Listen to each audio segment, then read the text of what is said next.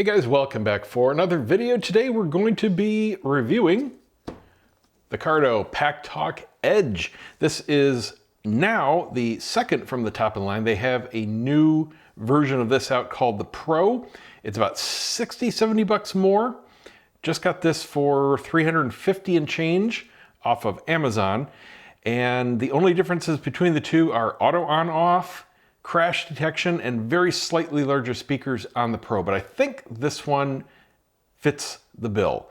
Quick little history, I have been a Sena user for many years. I've got very limited experience with Cardo. I used and reviewed many years ago some old Cardo units, but I don't have any experience with any of their current line. Nothing with mesh, nothing with their current features, so this is going to be pretty new for me. And the reason I'm looking at something new is because my current unit, my Sena 30K, is now on the fritz. I've been through the 5s, still have a 10, multiple 20s, and now the 30. Surprisingly, this one didn't die from water, it just glitched out. The battery is on its last legs. I'm only getting about half its life. This is the original run, still has the built-in FM radio, and it just started not being reliable, powering on and off all on its own. So it's out of here. I also have a 50S on the way, which I will be considering as well, and we'll see which one fits the bill for me in the end. But we're gonna unbox this real quick. I'm gonna install it on my Shoei RF1200, and I'm gonna take it out. Now, the only thing I'm not gonna be testing, because frankly, there's no need at this point, is the intercom function. Both Sena and Cardo have their proprietary mesh networks and they work flawlessly. No one needs to review that anymore. It's just a known good. So let's take a look at this. My primary use for these is not intercom. It is for music playback. It's for navigation voice prompts, voice control of my phone, phone calls, that kind of thing. Let me get this out of the box real quick. Now, the one advantage, I'll tell you right away, that Cardo has over, I think, everybody else, is they're waterproof. It blows my mind that Sena still hasn't made their stuff waterproof after all these years. How do we open? We follow the sign that says open.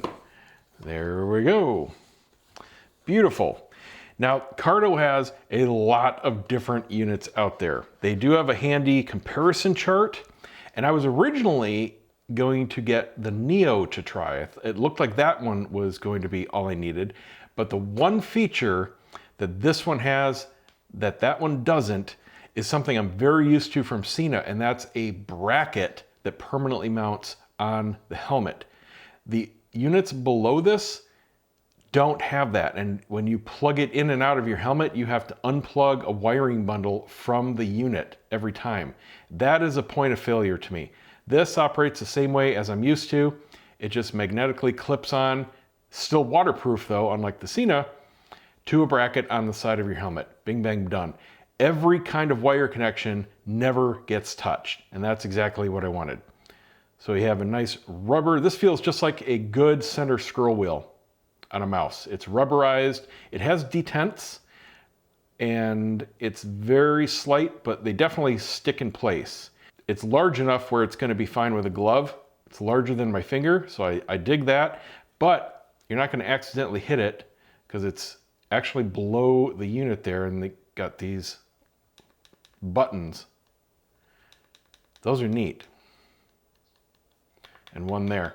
And those are very hard to press. You're not accidentally going to be touching that. It looks like this is your phone button. On the Sena, it's pretty similar. I mean, all the top of the line models are going to be pretty similar in function. Sena uses a jog wheel and a button there, phone button in the back, and all the controls are done through the jog wheel. It's very good for using for volume, I'll say that, and it's good for tapping. This is for initiating and initiating and intercom. Say that 5 times fast. And then you've got some function through the wheel turning. This one, I'm assuming, is going to be pretty much the same, volume up and down. And it is a click button as well on the actual wheel. And then you have your function button, phone, and it's a Wi-Fi symbol. Not sure what it does yet.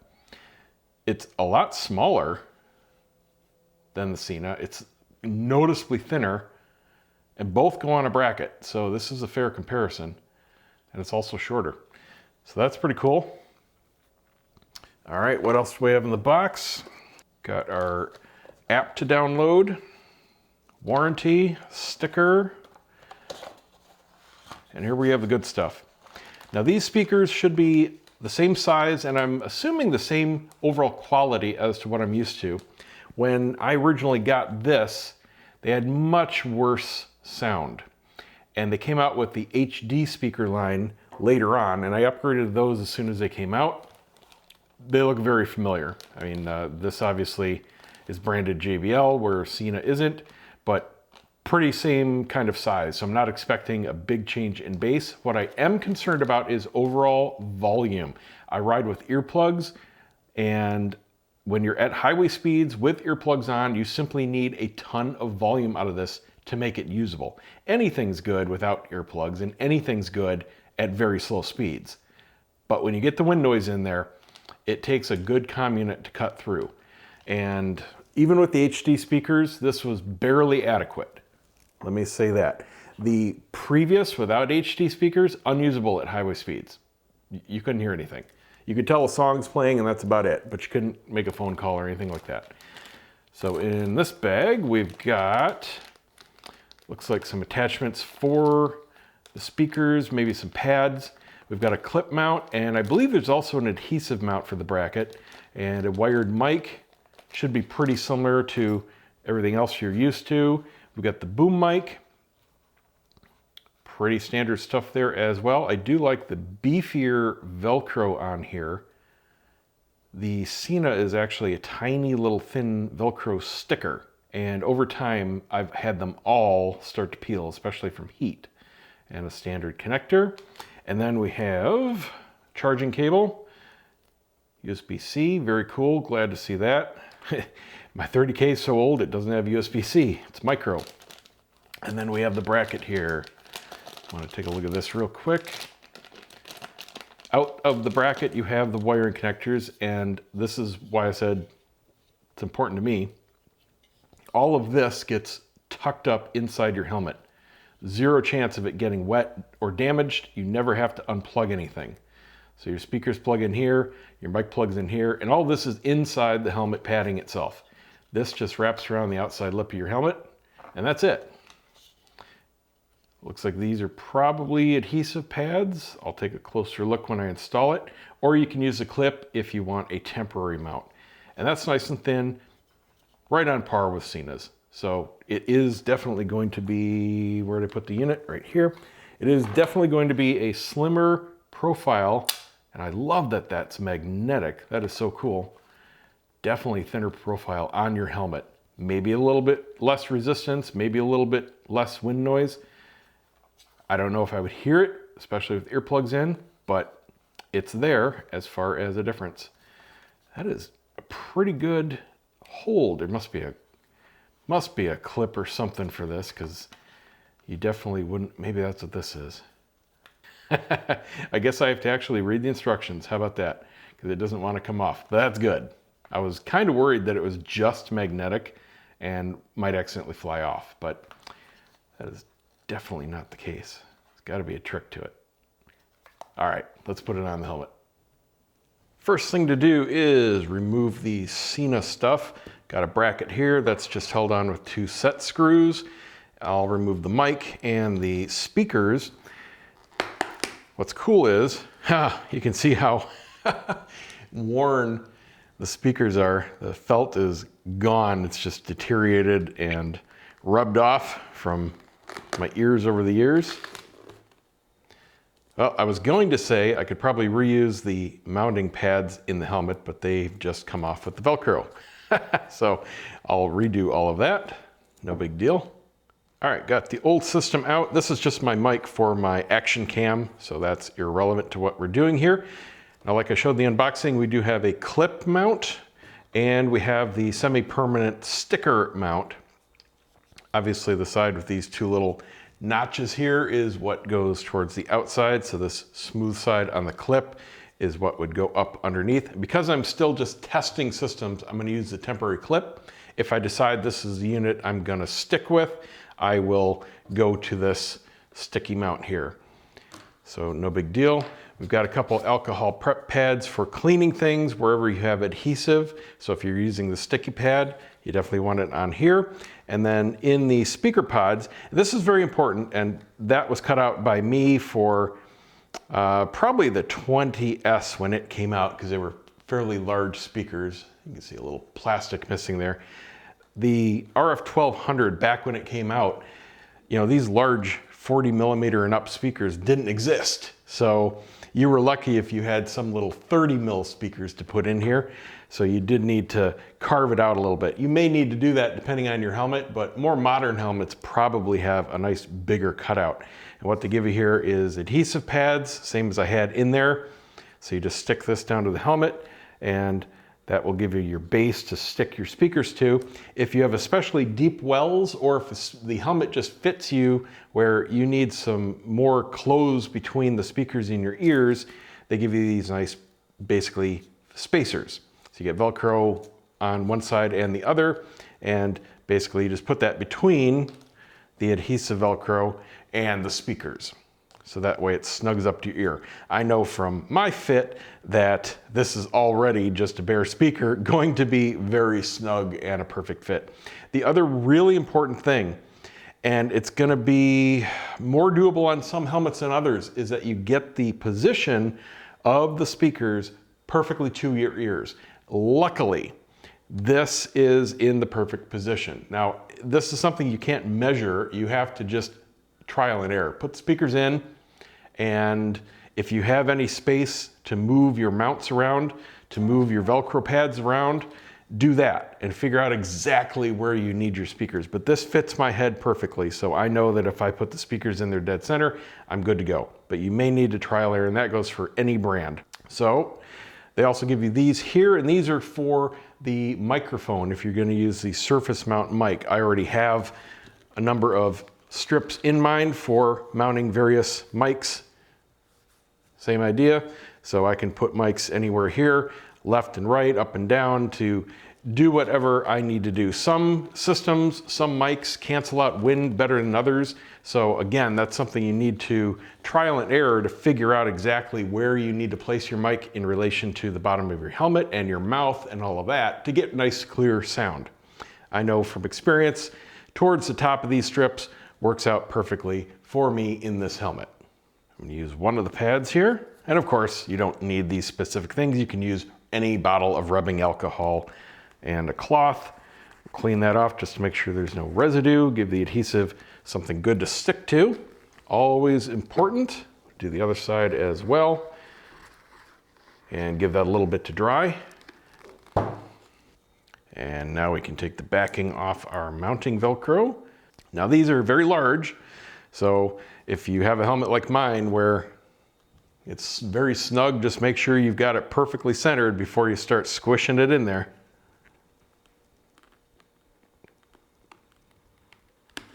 There we go. I'll do the other side. All right, those are in there nice. Now we can run the speaker wire.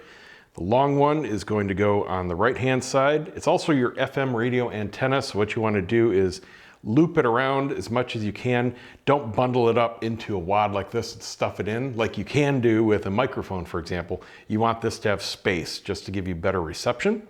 So just undo this, and in this particular helmet, I get about 1.5 loops and then back over to the bracket. So find your short one, and that is going to be your left hand. Put that in first. And it doesn't matter what orientation these go in, just make sure that you run this wire anywhere where it's not going to be hitting your ear or your earplugs or your fingers when you're taking the helmet on or off. You know, a convenient spot where it can be tucked in under. There we go. Perfect fit.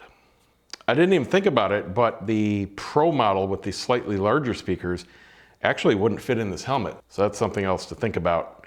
Make sure that your helmet can accommodate what you're buying. Now I'm going to take the other speaker, run the wire around my rear pad, and you can see that actually this one's a little bit shorter than the Sena, so it's easier. I won't have to double the loop up at all. And there's the right side in. Now I'll just tuck this in. Now on this side, you do want to make sure that all of your slack is taken up and you don't have any of the wire hanging out into the inside of your helmet.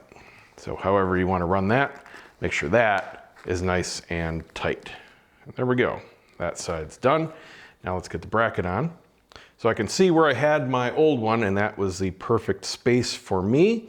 If you're just putting on a first comm system, definitely go with the temporary first, and that way you can slide it up and down and figure out exactly what works best for you. And this should be self-explanatory. Just slide it in. So with that done, let's put on the bracket. Oh, I want to show you this because I could not find any instructions for this, funny enough. There are no printed instructions. Everything is in the app. Oh, and another thing. Forget about this. Usually when you have something like this, it's talking about the app and pairing, and they have a QR code. This will take you to download the app. No, it takes you to their Chinese website. This is worthless. Just search for the Cardo Connect app in your Play or Apple Store. Everything is in there. The instructions on how to turn it on, how to put it into pairing mode. It takes you through the update process, which took about 15 minutes from start to finish. Don't turn off your phone while you're doing that. Make sure your screen doesn't go to sleep. Just stand by it. It's got a countdown. It's pretty accurate. And after that, it's good to go. You can launch the app and use it. And all the manual is in the app. It's basically just a PDF.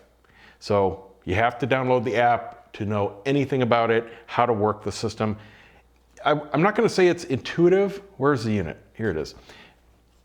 But it is simple. Once you figure it out, once you start using it, it's basically the same as pretty much anything else out there. Just combinations of hold and press and dual button controls to do pretty much anything.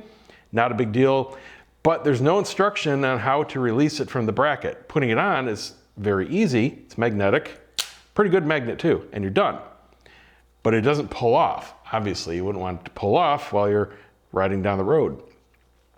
There are the contacts at the back, clips on top and bottom that are on springs, and then a clip on the front, which is just a bendy clip. To take it off, and this is probably more intuitive when it's on the helmet and you're doing it without looking. But let's say it's on your helmet, so I'd be doing it with my left hand. You just press on this front tab. See, it bends a little bit. We'll pretend it's on the helmet. You press down and you just slide the whole unit forward. And that's it. It slides out of these two clips that it attaches by pressing down on. See, they spring up and down like that. So it mounts by moving those out of the way, but you have to move it out of the clips to remove it from the bracket. Very easy, but no instructions, unless I'm blind. All right, let's get this installed. So we've got one slidey clip here. Looks like they just push in from the bottom and it locks in with that tab here. And I'm assuming that you bend this to undo it, kind of like the unit. So let's see, it comes in from the top. And this isn't something that you would be removing on any regular basis, at least. Maybe I should have put this bracket on before the clip, because I have to slide it underneath here. I'm gonna do that just because I don't want anything scratching the helmet or potentially breaking. Eeh, man, that is some tension. It's putting dents in my rubber there. All right, let's try this way. Slide these in the slots.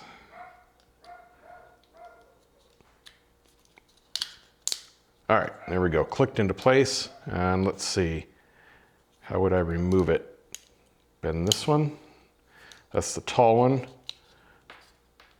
Yeah, so if you want to remove it from the clip, change mounts, change helmets, you can do that very easily. I like that. Frankly, that's how I think all of them should be. Like I said, the less expensive ones and pretty much all the third-party brands out there, they don't use a bracket. Everything plugs in like this.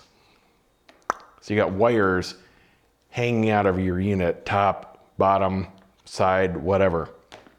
I don't like that at all. Compromises the waterproofness if the unit even has any. And obviously it's something to catch on, something that could come out, a connection that can break, a connection that is stressed, just a mess. This is the way to do it.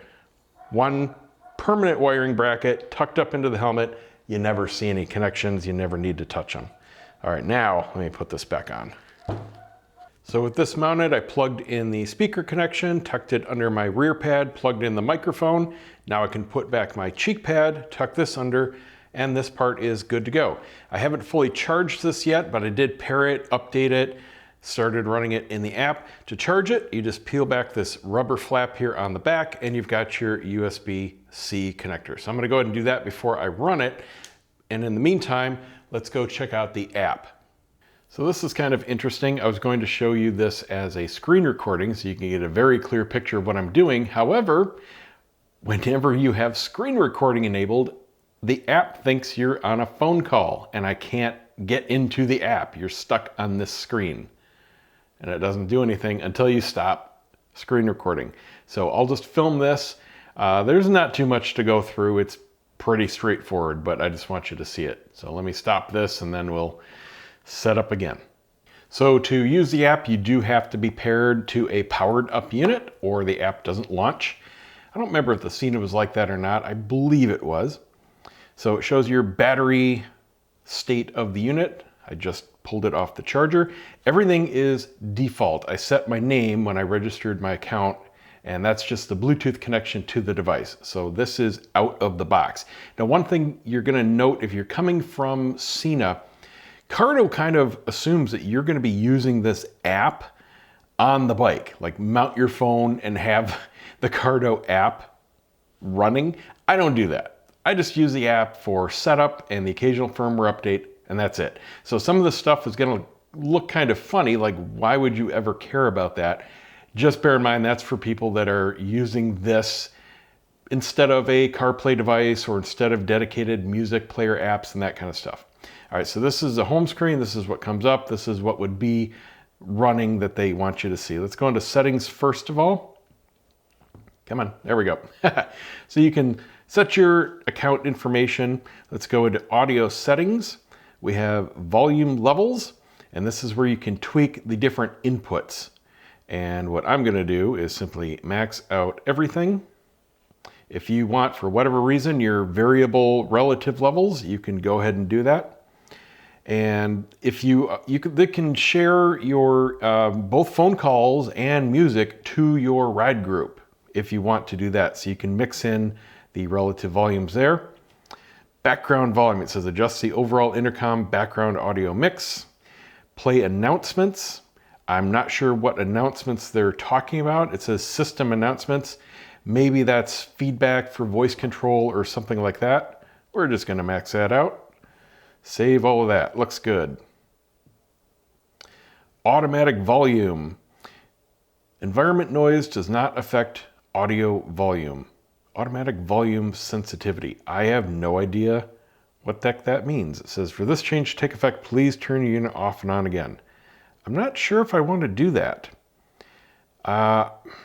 Usually it has to do with relative wind noise, like you're coming to a stop and that kind of thing. Obviously there's no GPS, so it's not speed related. I'm not sure what that is, but I never wanted to dip. So I'm just gonna leave that off. I believe I had a setting like that in the Sena app. I don't remember, but if I did, I didn't use it.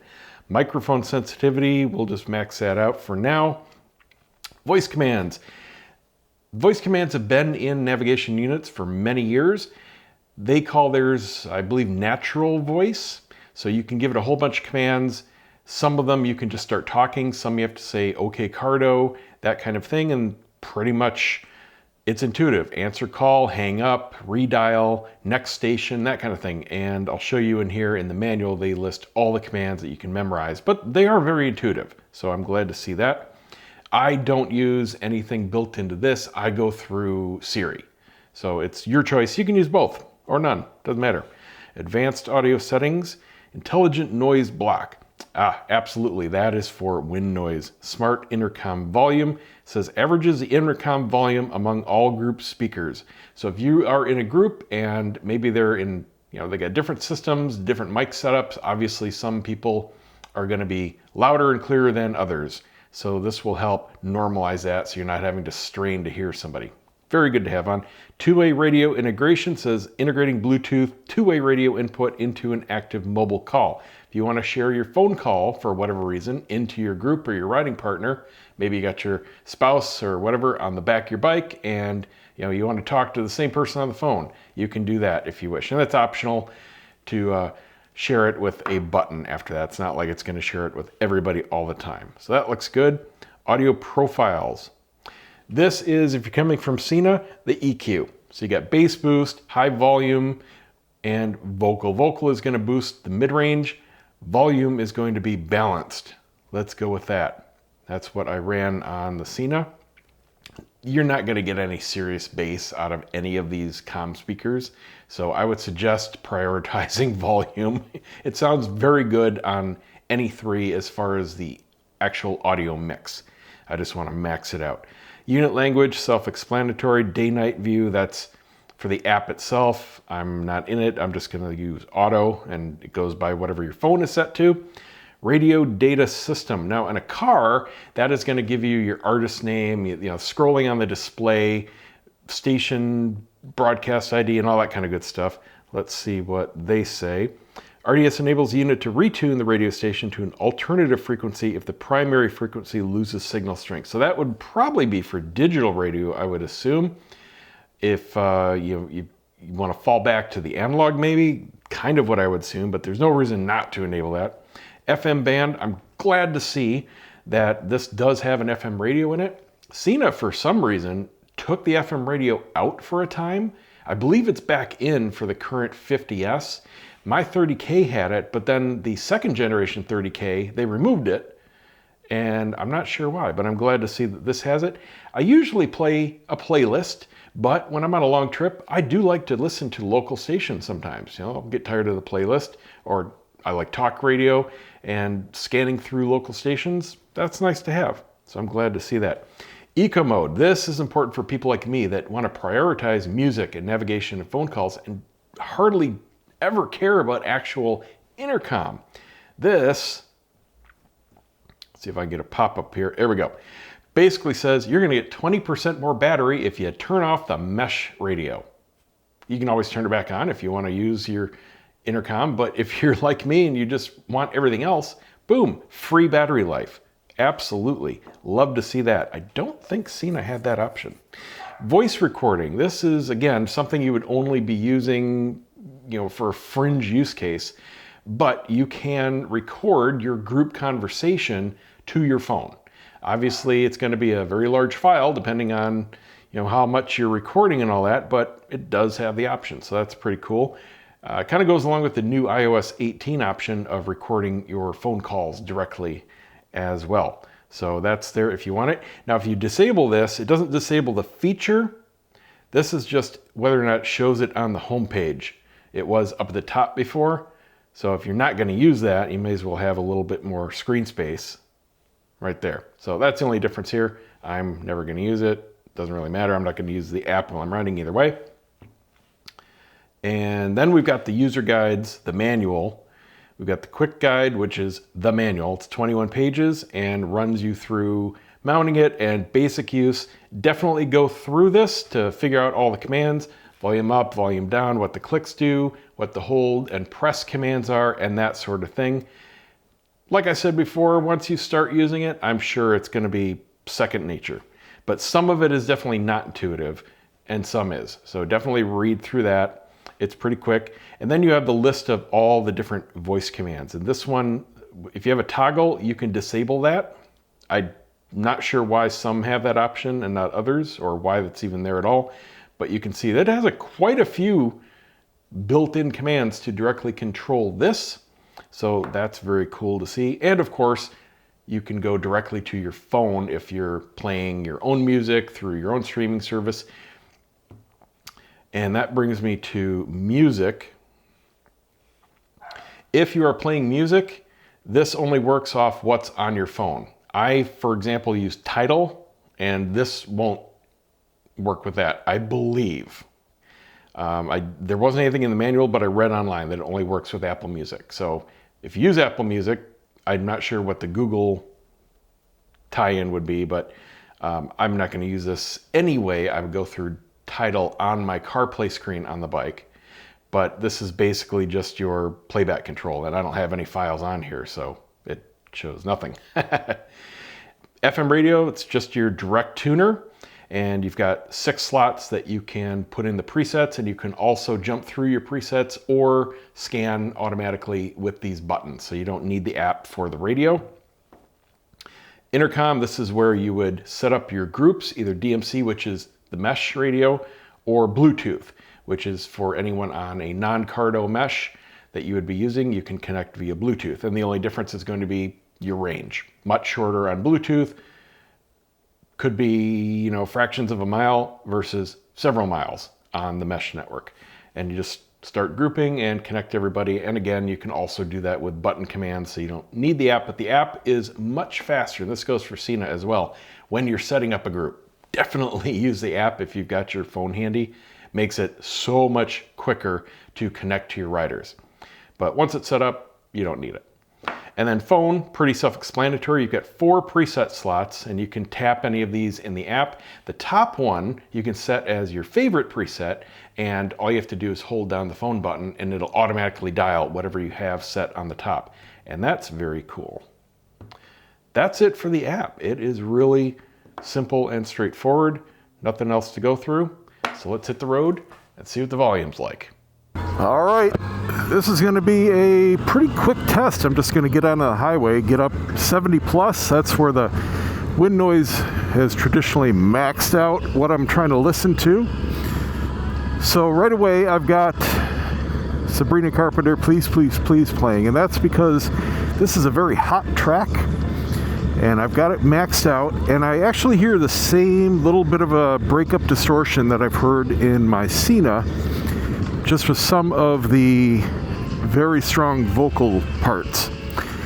Overall volume actually sounds the same. So I'm curious if I can get anything out of it more at highway speeds. As long as it cuts through okay, I'm fine with the level it's at. It's maxed out, the volume on the unit, and it's very clear. The vocal clarity is excellent. Bass is about the same, but again, I'm not on the bass boost mode. What I found is it just cuts the volume and can make it a little bit muddy. So that's why I just like the overall volume. I hate this intersection. There's always somebody looking to cut through. All right, let's restart the track. Get up to speed.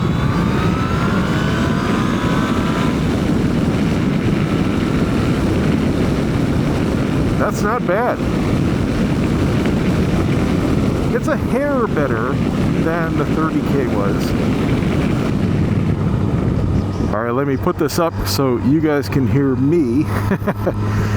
So it's not a dramatic difference. I was expecting more. Now the Pro model with the 45 millimeter speakers may simply be that much louder. I'm not sure. I've got a 50S on the way as well, so I'm curious if they've made any dramatic improvements to their overall volume. But this is definitely clearer, at least, at highway speed than the 30K. And I absolutely love that this is waterproof. I did lose a couple Cenas over the years due to water intrusion, so definitely looking at that feature as a big plus. Okay, so now I'm comfortable with where the level is and can make a fair comparison.